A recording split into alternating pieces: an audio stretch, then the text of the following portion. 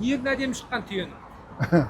Шымкент зообағының алдында тұрған 3 түйенің мүсініне 43 жылдай болды. Шынайы өнердің ғұмыры ұзақ. Мүсінші Әбдікәрім Ахметов дала кемесін сол кездегі өңір басшысы Асанбай Асқаровтың бастамасымен жасаған. Кен ботасын сосын ана жатқан түйені жасадым. Соңғысы ол кейін жасалды. 70-82 жылы жасалды. Сол жаз айында қойылды деймін. Мұндағы бура, інген мен бота мүсіні отбасының символы. Мысты соғып, дәнекерлеп жасалған туындының өркеші мойны мен шудасына ою салынған. Мынандай төстерінің несін бәрін оюға айналдырып істеп, түйеге берілген үлкен образ ғой. Оны оюға көшіріп, осылай көрсете алудың өзі бір үлкен жұмыс. Мүсінге көп адамның қолы тигені байқалады. Автор бұған қуанады, өйткені өнер туындысы интерактив болғаны маңызды.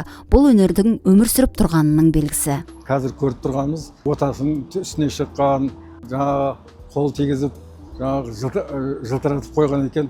Бір жағынан қуанышты да, халық осылай келіп, жақсы оймен кетіп жатқандары. Әбдікәрім Ахметовтың қолынан шыққан қаншама туынды Шымкенттің біраз жеріне көрік беріп тұр. Су басындағы қыз туралы бұған дейін айтқанбыз. Мүсінші қалада саябақтар мен ашық жерлерге мұндай дүниелерді қою қажет екенін айтты.